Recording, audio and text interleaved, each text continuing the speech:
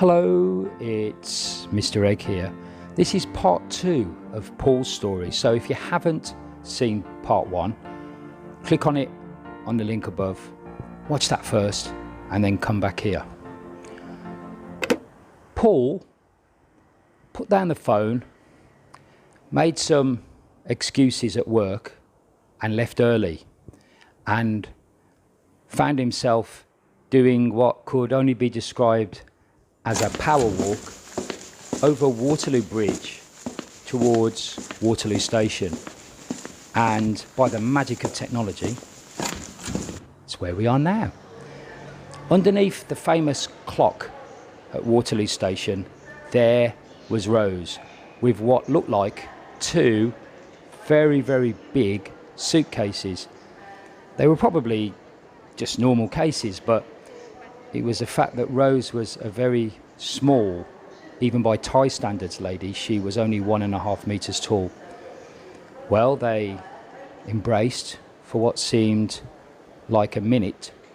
Well, this is a nice surprise, said Paul, because he never ever thought that he would be seeing Rose again 4 months after he'd given her his business card outside the hotel in Pattaya. "Are you hungry?" asked Paul. And Rose said no, but when he pressed her again, she said that she was. She hadn't actually eaten since breakfast. Now, the station at Waterloo was just starting to get busy for the evening rush hour, and so they were looking around for somewhere to eat. Couldn't really find anywhere that had got any spaces apart from a Burger King. And Paul does remember that he told Rose that he would take her to the swankiest, poshest restaurant in London, and there they were at Waterloo Station, sharing a burger and a milkshake at Burger King. "So why are you here?"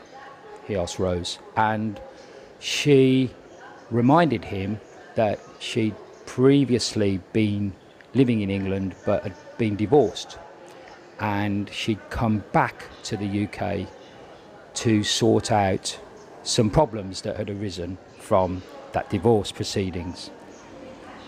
Paul was then curious where Rose was going to be staying, and Rose said that she was okay for the first few days because she had a Thai friend, lady friend, who was married to an English guy, and they lived in Wembley, which is in North London, and they said that she could stay in their small condominium or flat for the first few days while she got everything sorted.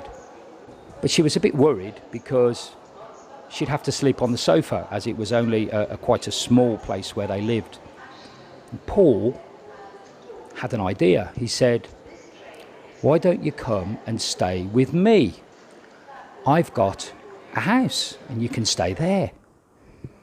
Rose at the beginning was quite hesitant about this, but then Paul pressed it a bit further and told Rose that he actually had a 2-bedroomed house and Rose could sleep in her own bedroom.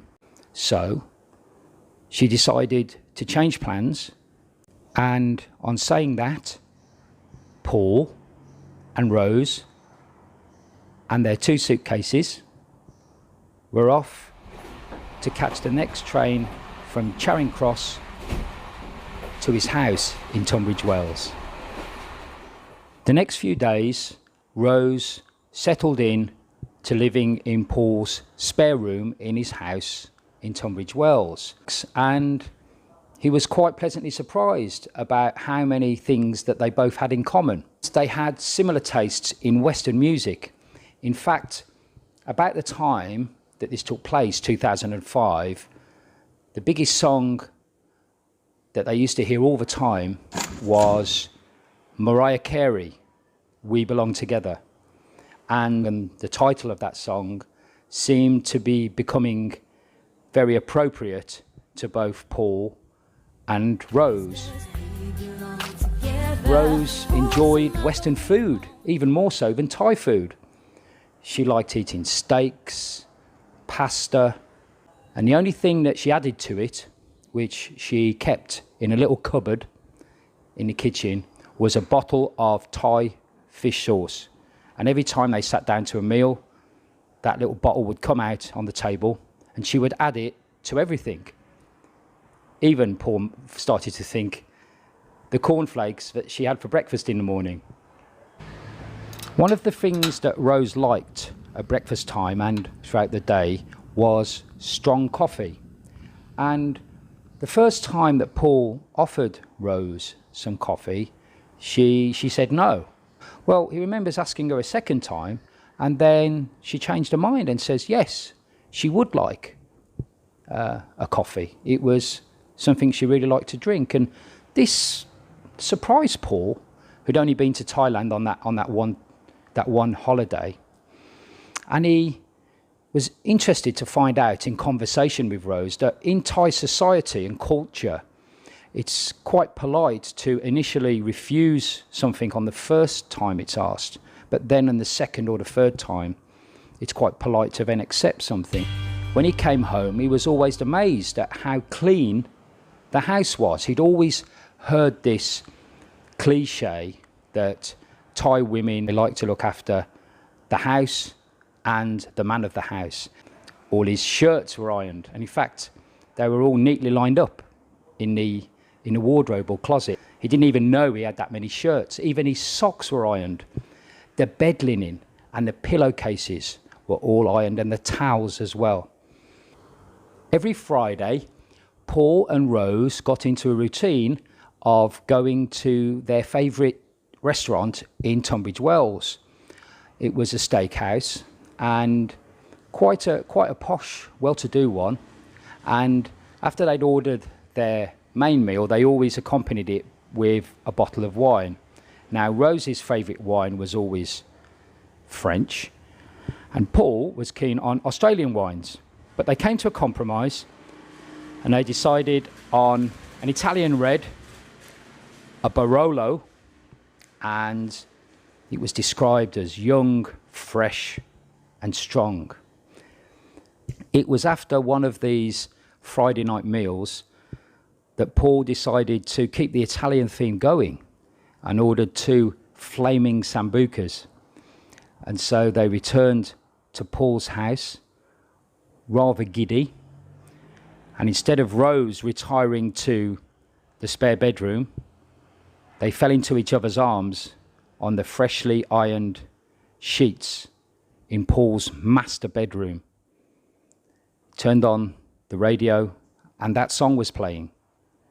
Mariah Carey, We Belong Together. Paul's first night together with Rose was better than he could have ever expected. Rose was 10 years younger than him. She had beautiful, soft, brown skin, long hair, no stretch marks, and no tattoos. In fact, Rose had never had any children, and she said that if she'd have had any tattoos, her father would have absolutely gone crazy. Rose got into doing the domestic chores in the house every day, but there was one thing that was always on her mind, and it was on Paul's mind as well, and that was the reason that Rose had come to England, which was to settle the problems with her divorce. The reasons for her divorce were that her husband was a very violent man, drinking a lot, and they decided to get divorced. And in the divorce settlement, there was a clause which said that Rose could have several thousand UK pounds. It wasn't a lot of money for an English person, but for Rose, it was worth several years of her salary from the hotel where she worked and where she'd met Paul. So she decided to leave that job, come to the UK, and try and fight for the terms of her divorce. Rose had a friend whose husband was a solicitor or lawyer. Her friend said that her husband would work for her on her divorce case without having to pay any money up front. And the case moved very, very slowly. The husband or ex-husband of Rose had decided to start hiding money so that she couldn't get at any of his assets. In fact, he was disposing of his assets over time, and he was not cooperating whatsoever, not only with Rose, but also her solicitor. It was about this time that Rose began to fall into a depression. She decided that she would try and find a job. Not only would that give her a little bit of money, but it would also give her independence. She applied for many jobs, and she ended up working part-time in a traditional hotel dating back to the 1820s in Hastings, and it was the Royal Victoria Hotel, where she worked in the piano bar. A lot of the times Rose was working at the piano bar during the weekends for private functions. Those private functions were ending late when the train service had stopped, so Rose was staying in a staff house which was provided by the hotel for when they weren't able to catch public transport to go home. Paul had noticed that Rose was happy again, and her smile, that beautiful smile that he remembered when he first saw her at the hotel, had returned. They used to spend time at the weekends exploring England, which was something new to her, as Rose hadn't been to this part of England, Kent, while she was married. And they also went to Battersea Park for the 12th annual Thai festival, and she seemed really at home with the thousands of Thai people and Western people that went to the festival. There were food stalls, bars, Thai music, crafts, and of course, lots of Thai food. It was at this festival that they both purchased a Thai orchid in a jar. And when they returned to Paul's house, Rose held the orchid like a baby and announced that they were going to return to Thailand.